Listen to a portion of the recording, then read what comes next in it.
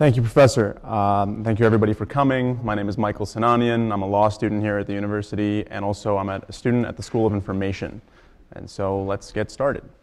So we're going to walk through a little bit of a background to autonomous vehicles, what I'll be calling ACVs, and then I'll take you through what jailbreaking is, reasons to do that to your autonomous vehicle, and we'll go through a little bit of what automotive electronics is about to understand how this could happen. We'll talk about how a jailbreak is not a cyber attack because that's an important distinction. Then we'll get into some of the more thick law stuff with copyright and other forms of liability, and we'll move on to some policy recommendations, so just get right to it. So autonomous vehicles are coming. They're going to be a transformational force for humanity. They are going to be the defining leap of our lifetime outside of the internet, I believe. And you have the CEO of GM there with this quote that we'll see more change in the next 5 years than we've seen in the last 50. And so it'll change things like your commute. You'll be more productive, or you'll be able to sleep because you won't have to drive. You'll be safer because the margin of error with a robot driver is much better than a human driver. And you might even make money by selling your vehicle back to the grid, because at that point, if you're not driving it, it can go drive itself. So we're going to see a transformation across many different aspects of our lives. Here's a concept of one of the cars. So because of the higher utilization of the cars will just be flowing through cities. You'll have less parking lots, and you'll have a greening effect of cities. So how do we classify autonomous vehicles? Well, the National Highway Transportation Safety Administration has created 5 levels of autonomy that are useful for us to understand. The first is no automation whatsoever. The second is you have components of the car that are autonomous but don't function together. So they're just sort of piecemeal autonomy. Most of our cars today have this level of autonomy. This is like your cruise control or park assist. The next step up is combined function automation. This is where the autonomous components work together and create a real feeling of autonomy. This is your Tesla autopilot and the upcoming Super Cruise. That's where in limited situations you can take control of the wheel, but at certain others you got to take it back. I mean, the computer will take control of the wheel, and in others you got to take it back. Then the next level is level 3, where the car is now really autonomous, so to speak, but you still have to have a person at the wheel just in case they have to take over. But in most situations, the car will drive itself. The manned Google prototype is like this, and most recent case is Uber's. Volvos in Pittsburgh are like this now. 2 months ago, they started this initiative where there's a person behind the wheel, but only to make sure that people are safe and things don't go wrong. And then the final level, this is the Jetsons vision of self-driving cars, fully autonomous. They're going to be built without even a steering wheel, and actually that's sooner than people think. So let's move forward. And so how are we going to see autonomous cars deployed into society? Well, there's 3 ways of looking at this too. The first is what we call connected vehicles. This is where cars are able to talk to one another and to infrastructure, what we call V2V, V2I. And this is more of a supplementary technology to the other 2 styles of deployment, but we'll see this nonetheless. And then you've got your assimilation or mixed rollout. This is where the cars that are like level 2, 3 that I just discussed, they slowly start entering our fleet. So this is sort of a mixed fleet environment. And then you've got the other scenario, which is all new top-down autonomous vehicles from the get-go. These are level 4 cars, and we'll see them enter the market as well at a little later stage. So it's heterogeneous how this works. And you've got a lot of players in the market. Here's a diagram of all the different players that are in the market right now. You've got incumbents, your automotive manufacturers. You've got new players like Tesla. You've got all the component makers now that are outside of the people that make lights and brakes. This is for processors and sensors and so forth. And then you've got the people that are making autonomous cars from the get-go, and of course, mobility and fleet companies like Uber and Lyft. And I'm telling you, there's a lot of people in this space. And let's not underestimate the power of institutions as well. Here at Michigan, we have the Mobility Transformation Center. This talk wouldn't be complete without a plug for them. In fact, my paper cites heavily to work that was sponsored by the MTC. And so they're also a source of computer vision knowledge and other sources of education that are important. And so before we move forward, there's 2 categories that are important to keep in mind when it comes to deployment, and I've hinted at one of them. So one of them is from TNCs, Transportation Network Carriers. This is where existing services like Uber and Lyft slowly replace their human drivers with autonomous cars, as I just hinted to with Uber's example. And over time, it becomes like a utility. Like cars are just flowing water through the streets that you tap whenever you need and go through with it. So that would not implicate a scenario where a person can circumvent the car on their own because they don't own it. So we're going to talk about individual ownership, where you and I can go buy a car at the dealership that's autonomous and do, presumably, whatever we want to it. So, back to our agenda, we're going to move on to what is jailbreaking, why does it matter? So jailbreaking is when you take an operating system and an electronic device and you unlock it. You take off all the restrictions so you can do whatever you want to it. And it requires the circumvention of software control measures. It happens all the time. It happens to iPhones, PlayStations, it happened to DVD players with descramblers back in the day. That's a tie that has the code to descramble a DVD on it. It's actually not hard to do it. And smartphone jailbreaking is the canonical example. It's featured heavily in our laws, and it's useful to use to understand the concept. In the early days of smartphone jailbreaking, it allowed you to do things like custom themes on your iPhone, or install unapproved apps because the App Store is regulated by Apple, or even unlock your phone so it works on multiple carriers, and so on. There were many advantages to doing this, and some risks. And this created a bit of an arms race between the people that were jailbreaking and the companies like Apple that were making the software. So back and forth. One people would find a loophole, the other would patch it, and would go back and forth. But it's important to mention that there was a bit of a symbiotic relationship between these parties, because a lot of the times jailbreakers would find bugs that were useful for Apple to know. In fact, at one point, Apple even hired one of the jailbreakers. And there's a little thank you in the release notes of one of the software updates that says thank you to the person who found a bug. And that'll be important later. So why would we want to jailbreak our self-driving cars? There's lots of reasons. Some are fun, and some are kind of terrifying. The first is to override traffic safety programming. In a world with self-driving cars, the cars are going to come pre-built with respecting the laws that are already out there. So stop signs, speed limits, it's going to do it automatically. But you might say, to hell with that. I don't want that to happen. I want to have the leeway to go a little bit above the speed limit or roll through a stop sign. This would theoretically allow you to do that. And avoid forced traffic stops. This is an image from the movie Minority Report where cars can be pulled over automatically. And let's say you find that creepy. You don't want that to happen. You can jailbreak around that. And I mean, this is outside of Fourth Amendment considerations. That's a separate question that would be implicated by this. But anyways, a scenario nonetheless. And go where you want to go. In a world of autonomous vehicles, there will be places that legislatures will ban from you going at certain times. And you might say, no, I want to go there at this time. We actually already have an example of this in London with congestion charging. In the City of London, to avoid traffic jams, they have now put up a law where if you're entering the core area at a certain time, you have to pay extra. And you might say, I don't want to be automatically forced to do that. Another example, this is one we hear about often, this is privacy. So, with the connected vehicles, there's going to be GPS tracking, and you might say, I don't want to be tracked where I'm going. Now, to the extent that that doesn't limit the functionality of the vehicle still working, you would be able to do this. And sort of along the same lines is to disable what we call black box recorders. That image is from an airplane. But now some legislatures are actually requiring you to put this in your car. And with the autonomous car, it's constantly got data streaming through it. It'll record, the idea is that it records things before a crash happens. So there's evidence for the law and for insurance. And you might say, I don't want that either. And to stop permissionless innovation. This is a concept this is not thought of as much, but sometimes there's software updates that get rid of compatibility with your existing apps that you like, or other features. It disables them. And you might say, no, you don't have my permission to do that. I want innovation to go at the pace I want to. And this scenario, this is my favorite, and albeit the most dangerous. This is where there's this ethical dilemma we have with self-driving cars. Philosophers call it the trolley problem. There's an image of the trolley about to run over some people. This is where the car must make a decision in a scenario where there's an unavoidable obstacle, let's say a child or something, and it has to either take you off the road and kill you, or unfortunately kill the person in front. MIT now has a fascinating study that's being conducted right now called The Moral Machine, where you go and you can actually answer a series of questions about who you'd want to hit or who you wouldn't. The link is at the website. The study is still going. And so let's talk a little bit about automotive electronics. What makes this type of jailbreaking possible?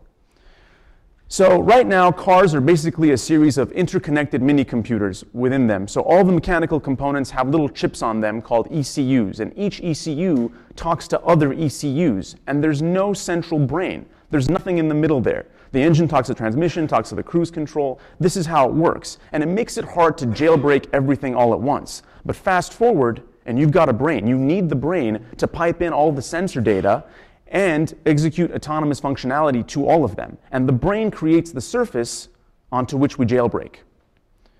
And so one of the first examples of widespread circumvention in a vehicle was the 2014 Jeep hack. This is where security researchers were actually able to break into a Jeep by spoofing a cell tower, which the Jeep was using for an OnStar type service, get in, and then through the telematics unit control a lot of functions. This was actually pretty scary, and Chrysler was able to, their stock dropped quite a bit on the announcement of this hack, and they patched it since then. But we're starting to see this type of jailbreak behavior. There was no whole car OS, as I just pointed to in this one, but sometimes the telematics unit in current cars makes this possible to control at least some functions. And so let's talk about the difference between jailbreaking and cyber attacks. They're technologically similar, they require circumvention, but practically and legally, they're totally different. And this is important to stop on because I feel like a lot of people are writing about cyber attacks and autonomous vehicles, but it's important to draw a distinction there. So cyber attacks have malicious intent, they're unwanted by the user, they could occur to entire fleets, and the scope of harm is much greater. Whereas with jailbreaking, it's user-initiated, you want this to happen, and it only happens to one autonomous car at a time, and harms are definitely still possible, but much less limited. And so cyber attacks also lead to data breaches. This is another big problem with it. And data breaches come with legally recognized causes of action. They're second-order harms. It's not just data breaches that occur, but industrial espionage and so forth. So this is a topic that's worthy of its own analysis, and we won't be talking about it here. However, there is a brief little interplay between them in that people that jailbreak could create vulnerabilities that others exploit. So it's important to be mindful of that. Now for the law part, it's going to be more text-heavy. All right, let's first talk about copyright liability. So by jailbreaking, you circumvent software. Software code is copyrighted, subject to copyright law, specifically Section 1201 of the DMCA, which was enacted in the late 90s.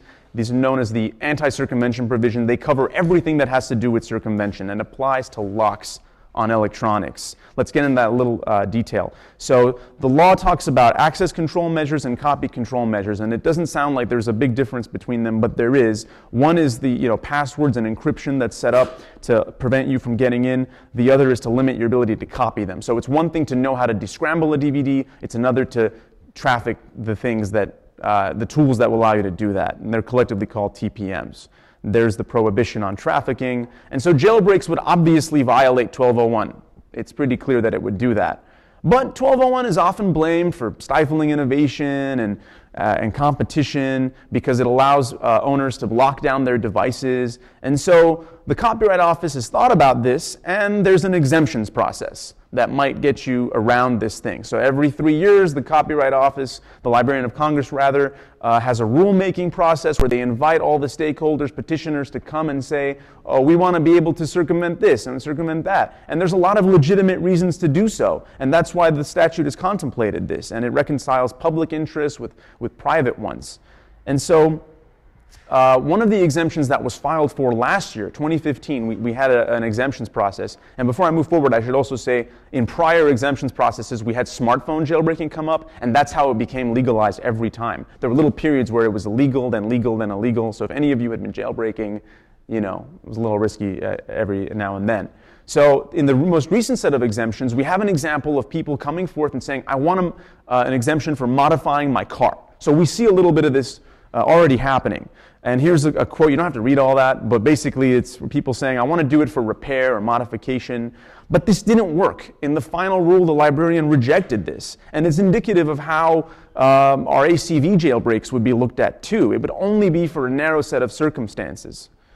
So our jailbreak of the car would be way too broad. It would allow for all the things I had just talked about previously. And so it's very unlikely for an exemption to be granted. But there is something. There's a good faith security research exemption that was granted. And this is for testing of security flaws. And this is to promote security and safety. And you bet that the automakers really fought not to have this go through. There's testimony that says, no, this is bad for safety. It's risky. And we'll talk about why that matters. But this passed. And ostensibly, ACV jailbreaking would fit under this. So long as it takes place in secure areas and it's conducted by professionals. This wouldn't apply to you and I jailbreaking, though. And that's sad, I think. And so moving past the exemptions, let's say you don't get an exemption, you've jailbroken, you're in the murky side of the law. when you're on the bad side of the law, what would happen? Well, 1201 carries civil and criminal ramifications. It's pretty bad. In criminal cases, massive fines. This is when you've started a movie and it says FBI, anti-piracy warning. That's where this is coming from. The DOJ can sue you. There aren't a lot of examples of that happening, just a few, but it can happen. But of course, educational institutions are exempted. And private companies have to, it's at their discretion for them to sue or not. They might not want to, they don't have to, and there's reasons for that, and this is interesting. As I mentioned, jailbreaking communities have a symbiotic relationship. They indirectly assist with bugs. Even if a lawsuit went through, courts are unpredictable in how they apply it. And there's bad publicity whenever you sue a person that jailbreaks. When the PlayStation hack, Sony tried to sue, didn't turn out well for Sony. It was like a massive protest. And it violates societal conceptions of ownership over our products. This is an important thing to sit and think about for a minute. When we buy something, we have an idea that we own it. We can do whatever we want to it. And we see this elsewhere in copyright law, like the first sale doctrine. And I believe it's important to think about in this context too, especially when you consider that the automotive industry is something that we're very proud of in America. And when you not allow hacking with it and tinkering with it, you're just putting aside all these enthusiasts that take part in the pride of our industry. Let's move forward to, if a lawsuit happens and someone decides to sue, then how do courts think about it? Well, it would vary widely. In my research, I wasn't able to find any consistent interpretation. Some courts say one thing, another says another. And 17 years after this law was passed, there's still nothing consistent. And there's challenges to this. Here's all the cases, by the way, all the major ones, and they're all over the place. You can see the PlayStation one at the bottom. There's one against Blizzard, companies we've all been familiar with, all these companies trying to lock down their IP. And they've heard a variety of defenses, First Amendment defense, courts have, or the people that have argued before courts have said that the ability to tinker is like an expression of your First Amendment right. They've tried everything, and some courts have heard them, others have not. And now let's talk about the final thing, an exemption to the whole statute. So the Electronic Frontier Foundation has recently launched a challenge to 1201 in its entirety. And so maybe, I think this is a long shot, but I hope it works, by the time ACVs are widespread, this statute might not even be a thing. And that's based on First Amendment arguments that I just mentioned. So, conclusions on copyright law. Don't hold your breath about it being overturned. I do think it's a long shot. Exemptions are a wash. Companies will clamp down to protect their trade secrets and IP, and some won't because of the symbiotic relationship. But the point here is, let's not let the copyright tail wag the safety dog. What do I mean by that? Is copyright law the place to be regulating safety? We know that autonomous vehicles and their jailbreaking could cause harms, but is this the place to regulate that? I think that's worth thinking about. Now, moving on to more traditional forms of liability. This is the stuff we would assume would happen when a harm arises when an autonomous vehicle that's jailbroken gets into an accident. Traditional liability. Let's talk about the automotive aftermarket. This already exists. And so actually, before we do that, one other stop. Let's break it down as to who the jailbreak parties are. You've got the developers, the people that make jailbreaks, find the exploits, distributors, people that pass them out. Often it's the same party. You've got the people that install them. Usually this is the end user. If any of you have installed a jailbreak on your smartphone, you know what this is like. And sometimes it's not, though, because in the early days of a jailbreak, it's kind of technically hard to get done. So you need the help of someone else. So, fact, people modify their cars for a number of reasons. Make it go faster, change the way it looks, add some cool stereo speakers, whatever, or to do repair and modification outside of the manufacturer's support. Millions of people work at aftermarket companies. It's a huge industry, and it gives consumer choice in the market. And this exists today, obviously.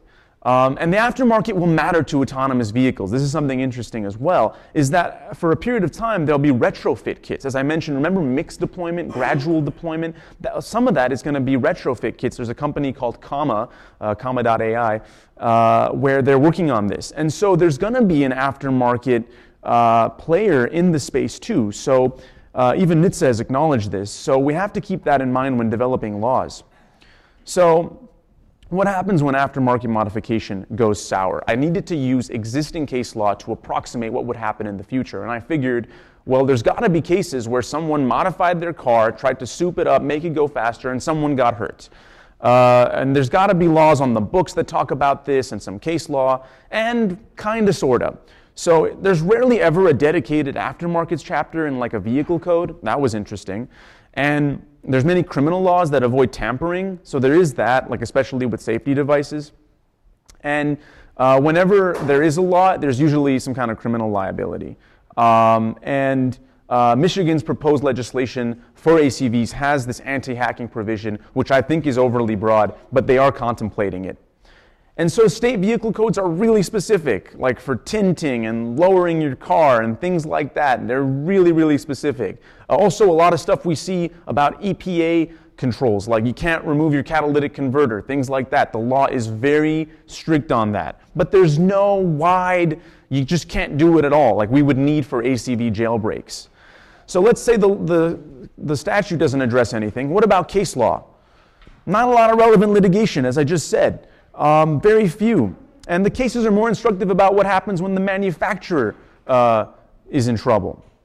There's one case I call the ATV case. This is where someone souped up their ATV and got into an accident, but then the case couldn't really decide whether the accident was, whether the modification was the cause of the accident or anything. So it didn't really produce a law other than to say that the manufacturer still had the duty to defend even, they still had a duty despite the driver modifying their vehicle. This other case is the snowmobile case. Same kind of scenario. Someone has a snowmobile, soups it up, gets it, puts a high-performance turbo kit, hurts themselves, sues Arctic Cat, the maker, and it was mentioned in the case, in the record, but wasn't really central to the suit. And there is a body of law that will actually matter to our analysis. This is disabling safety warning devices, like your seatbelt warning, your passenger airbag, stuff like that. We've got safety warning devices in all our vehicles. And so if you jailbreak these, which you easily could with your with a jailbreak in a car, you could really find yourself on the wrong side of the law. And what's interesting is that, as I mentioned, there's scenarios where certain cars can require you to take control of the wheel. So there's going to be a warning system that says, hey, take control of the wheel. And if you disable that, that's bad news. And you might wonder why that is, but we can talk about that separately, why people would want to do that and endanger themselves. And so unlike the cases I just talked about, these cases don't help you if you're suing your manufacturer if you hurt yourself. And so one other bit is installers. Installers might be liable. So as I mentioned, sometimes you might need the help of a third party to help you install a jailbreak, and the law is clear on that. And here's a quote which says that installers are treated as gatekeepers to protect people, and if you help them install jailbreaks and harm themselves, you're going to be liable. And this is why you would need an installer's help, like I just mentioned. I'm going to move forward. And so recommendations for society. What have we learned? What should we do moving forward? Some people have contemplated an overarching governmental body because right now, as you've seen, there's like all these different laws and cases, and there's no real one set of laws that addresses this. Some people have called it NAVA, and this would bring together all the different regulatory stakeholders. And now let's get into like specific recommendations. If you're a technologist, I say seize upon the exemptions process. Seize upon the terms that were used. This will at least help justify jailbreaking in very limited cases. It's something. It's a win in some case. For manufacturers, remember the symbiotic relationship. Sometimes your jailbreakers find bugs. They're good for you. So keep that in mind and try to build similar symbiotic relationships like the ones that already exist. For policymakers, prohibiting jailbreaks is anti-competitive. It's, as I've mentioned a few times already, this is why circumvention law has exemptions. It promotes creativity and it allows consumer choice in the market. And there's too many reasons for this to go unaddressed. You're going to have to think about it in your laws. So recognize the benefits and the harms. And to foster innovation, because that's what's important to move forward, there should be federal guidance, and this is actually already happening in the United States. The DOT has released recently a huge report that's actually a pretty good guideline. Flexible regulation, as I mentioned, there's going to be different deployment scenarios. Try and accommodate them all. And also accommodate the ability for car makers to demonstrate safety improvements on a huge scale, because that way society can say, okay, this one person died, like in that Tesla autopilot incident, but that's okay, because we're building up to something really, really important for us. That's it.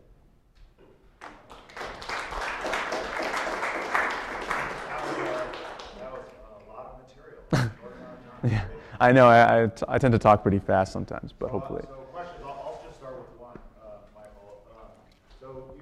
It sounds like you think the manufacturers of ACVs, Yeah. will not like jailbreaking early on, and I assume that's because it will make people worried about their safety, could lead to accidents that makes people question the social value of ACVs altogether. And that's kind of their concern, is whether or not people will sort of associate accidents that really are due to jailbreaks to their cars. And maybe that continues on, but I'm guessing that, like, let's say 50 years from now, when nobody can even imagine living a life where you actually drive your car, that just would seem crazy. Kind of like, lots of other things that are done for us on a daily basis. Then having a jailbreak option, or a world in which that was a possibility, could be helpful to them. So not just in the way you described with finding bugs, but also in the, okay, if you jailbreak, then the causal relationship we have, or our system has, to any accident is open to question. And maybe you could even have something like you basically agree when you buy the car that if you jailbreak it, that you're responsible for all for the driving of the vehicle, or whatever that is. Even if you jailbreak it for something fairly minor that seems unlikely, and there's a 1 in a million or 1 in 100 million accidents, we still say, well, listen, once you jailbreak it, that's on you. You can't turn around and sue us, or nobody can sue us once you do that. And I mean, I guess it's a little hard if it's a third party suing to say, you can shed your liability to a third party in this way, but I could also see how we want to regulate these things generally changing between, let's say, the first period of time when we're still getting used to this, and what it's going to look like 50 years from now when these kinds of cars are just standard. Yeah. So to respond to that, I think those are all great points. One thing is, as you mentioned, in the future, jailbreaks kind of reveal what consumers want. In the early days of the iPhone, as I mentioned, there were features like you get to have folders, and even copy-paste wasn't a thing, so jailbreaking would allow for that. And I think, and eventually Apple implemented all these things. Maybe it was already on the roadmap ahead of time, I'm not sure. But you can imagine a similar thing. So just another reason for car companies in the future for customer satisfaction to look to the community. And you're right, although now we'd have to have more of a narrow scope, as I just pointed out. Like jailbreaking's okay only for security research. And the other point about having an agreement that waives liability when you buy the car, one thing I didn't mention was Tesla actually already experienced a jailbreak of their operating system. I didn't make it into the slides, but Tesla already has an OS that's based on Linux that is an OS for the whole car. Someone jailbroke it. The press even used the word jailbreak. And there was a minor controversy, and basically Tesla just said, you can't do that, stop doing that. And I went through their terms of service, and there was a little clause that said, you can't tamper with the electronics. But what are the consequences of that? If you do tamper with the electronics, I kind of feel like, is that one of those little tags on the pillows that say, do not remove this tag?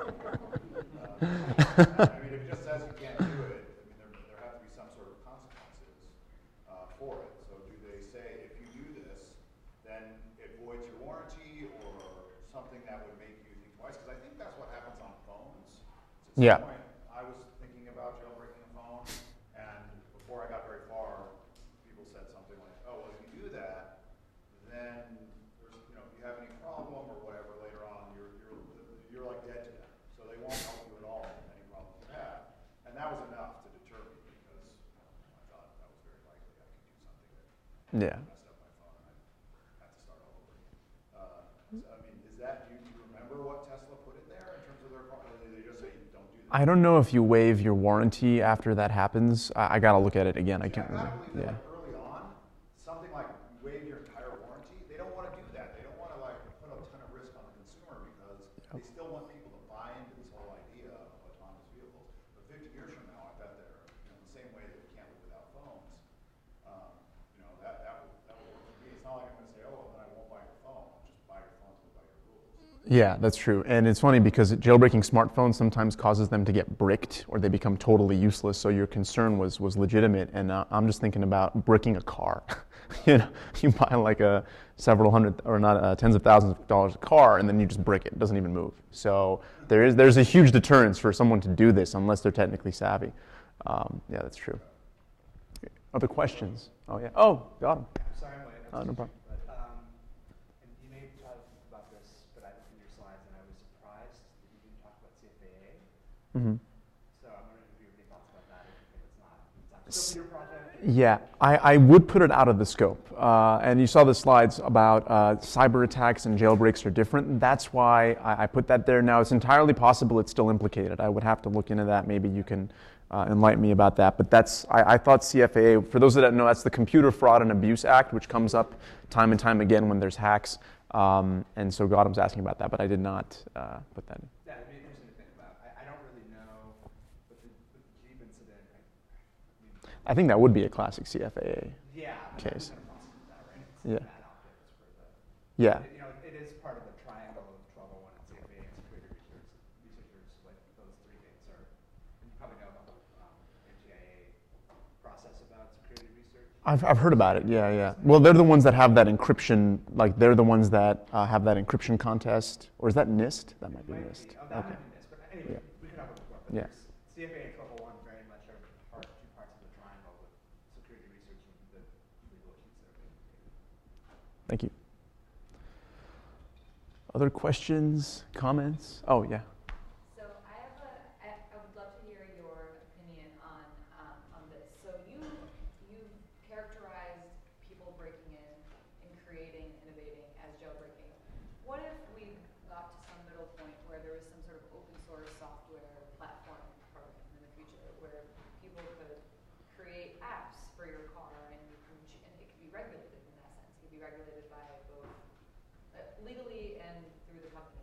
Do you think that's a possibility? You know, I hadn't even thought about that. That's a great point. If you guys remember that early slide I had with like the seats in the car that face each other, which implies that you can do all this free time in your car. You can do whatever you want. And people would have like built-in automotive like apps and things to keep you busy, presumably. In fact, I saw a slide that was talking about how this is great for like internet apps and Instagram and Snapchat because they get to spend more time doing that in the car. But you're right, that would lead to a scenario in which there's like this ecosystem of apps and things, and that creates another dimension on which to think about this. Thank you, Zara. Yeah.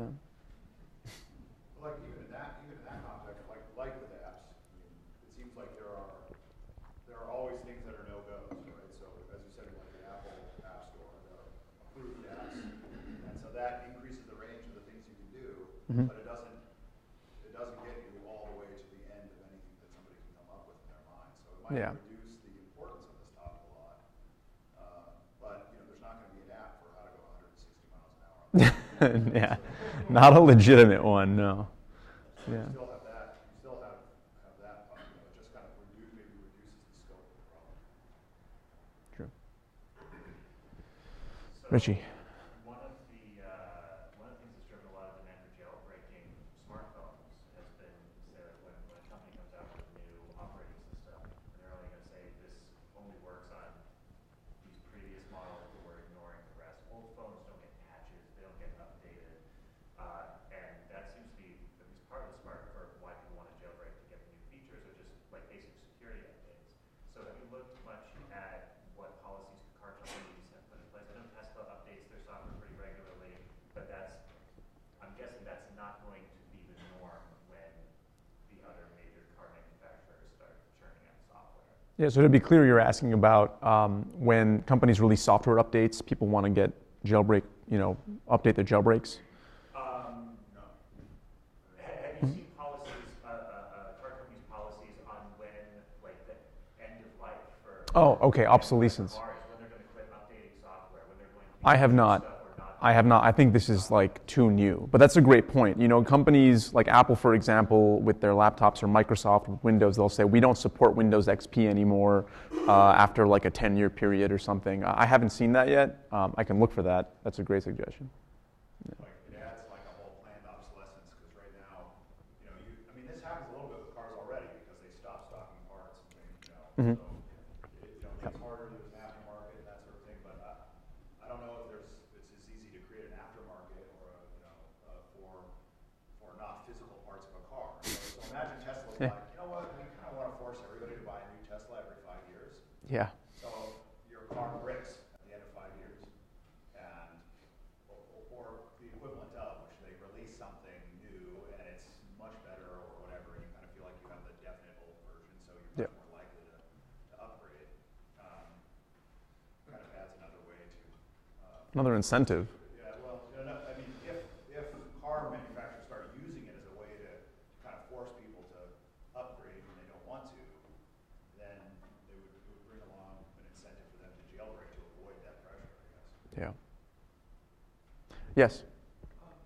You like differentiated between jailbreak and cyber attack.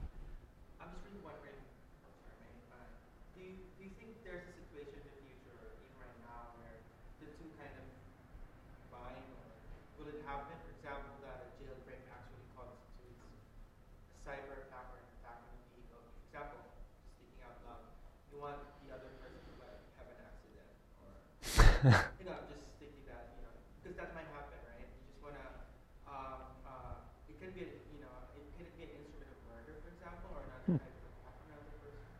Do you see that in the future? I think that's a great point. We briefly talked about that with the CFAA and hacking. You make a great point about someone, like, I guess, jailbreaking someone else's car to do malicious stuff. That would certainly implicate more of a cyber attack, I think. Right there, you automatically implicate, like, it's not your own vehicle. So that's sort of in the unwantedness realm, and the intent is totally different. And Professor Prescott maybe can talk about criminal ramifications. But there is an interplay. I briefly talked about it, which is the people that jailbreak, you kind of need to go through the same software locks. So they're almost one and the same. So in doing so, you might leave this trail of people that can come in right behind you. And that's the thing that manufacturers are legitimately scared about. Because, yeah, you want to foster innovation, you want to allow tinkering, but at what cost? At the cost of someone coming in and wrecking a bunch of cars? Yeah. Yes?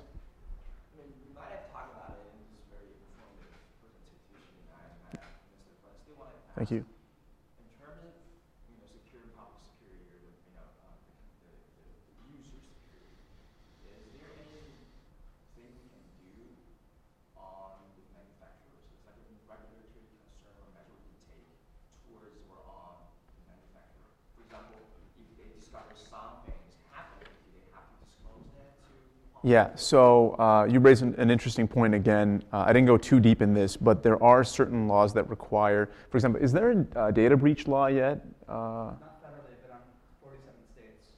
Okay, so this is becoming a thing and does that require, like, you have to take, like, minimum steps to preserve data or security? So there's two components to this. One, there's the data breach notification laws at the state level, but those are basically what happens in the event of a breach.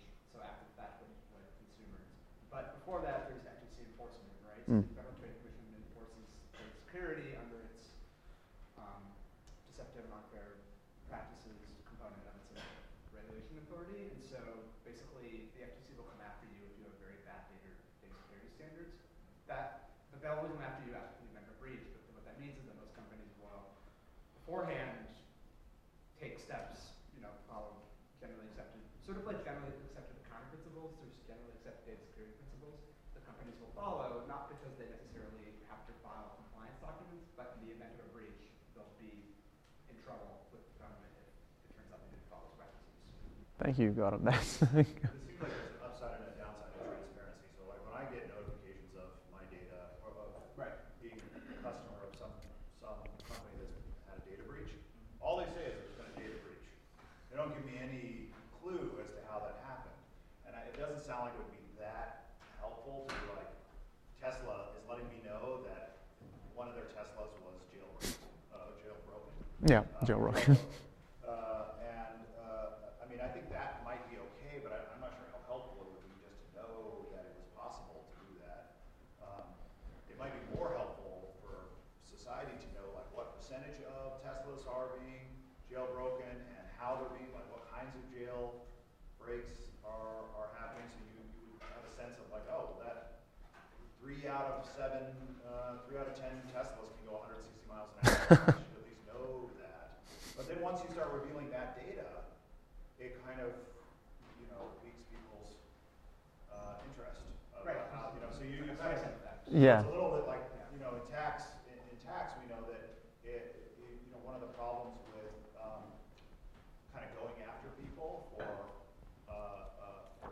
not complying with the tax laws is you start to kind of let everybody know that lots of people aren't paying taxes the way they're supposed to. It's almost better to act like there's no problem by just ignoring a small bunch of, just letting them off, because if you make a big stink about it, everybody goes, well, I want what they're getting. Yeah. And you increase so you could have a similar dynamic here where everybody suddenly thinks, oh, I have to jailbreak my Tesla in order to be cool. Yeah, this happens with carrier unlocking too. Like I've had people, I'm traveling out of, overseas, like, can you unlock my phone? I know you can do that, so that does happen. But did you have more of a question of technical ability to do this, or did you mean like what we just discussed about? I was thinking of a whole bunch of community people using the same type of car who can, self-driving or relies on sort of, the self-driving app. Yeah. So one person, figure out something to jailbreak it. Yeah. It costs some potential harm, which has not really become a real harm or case. Well, then the company discovered it, but the company may or may not decide to sue or pursue liability. But do the company have the liability or duty to fire, report or disclose that to the Yeah, so I think that was the general. And the community of other drivers may know this and Yeah. be aware of it.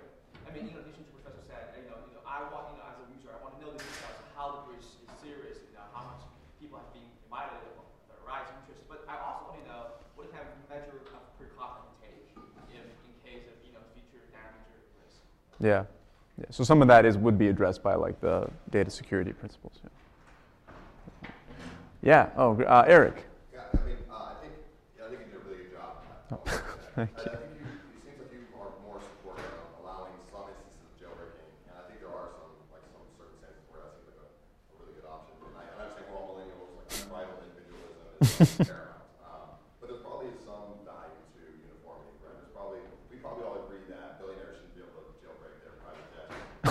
That CSM should not be able to override way stations or make their semis go faster than speed limit, right?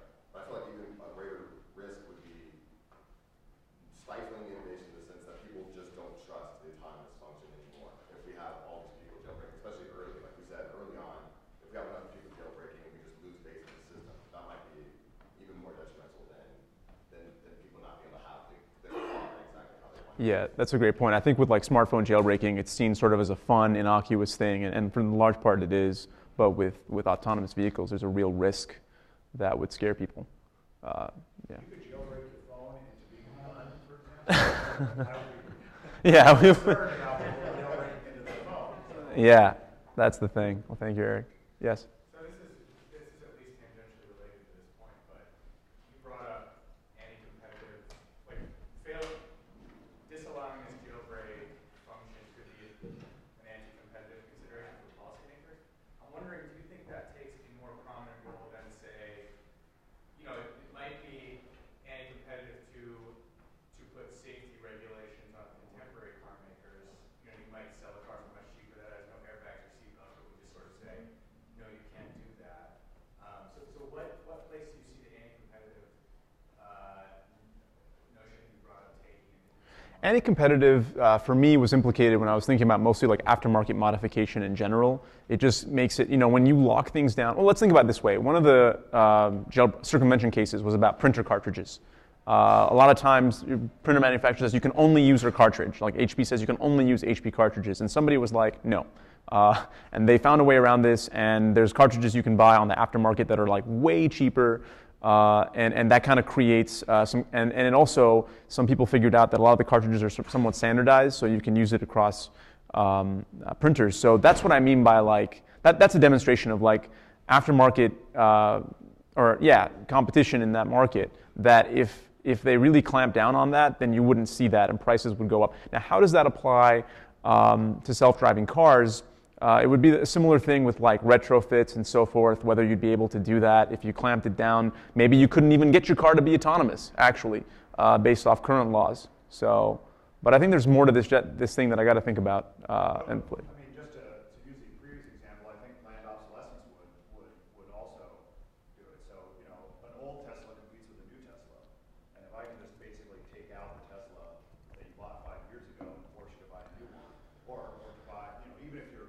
you already bought that one, so that's sunk. So even if there's like a 10% chance you'll buy a new Tesla, it's sort of anti-competitive to destroy your product. Now, I'm not sure if that qualifies under existing ways of thinking about it.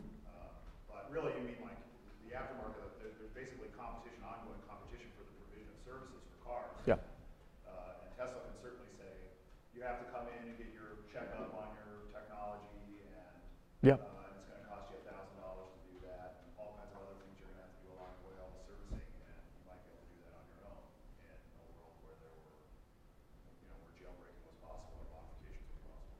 Yeah. Richie. So, actually, kind of along those lines, there's a bunch of state laws that I wondered if you could look at. Not exactly related, but I remember Massachusetts, they passed a law that was car companies had to open up basically the diagnostic information. Car companies were locking down diagnostic information so that only the manufacturer, only the dealer, could tap into the computers to get the relevant information. State law passed saying that car companies couldn't do that anymore. Anyone needs access to those tools.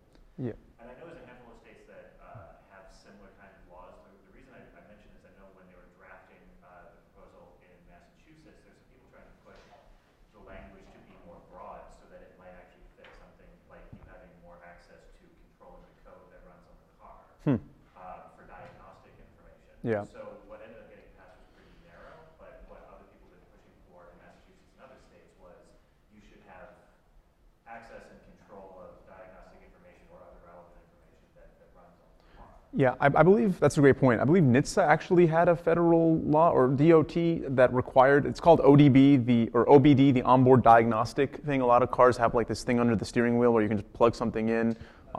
And I think that's federally required for all cars since the 1990s. Yeah. So that is sort of what you're talking about, right? But then also being able to like put code that rides along that for diagnostic purposes. I don't know if the federal law applies to that. I'm not sure. Basically, jailbreaking, just the mirror image of that is fixing. Yeah.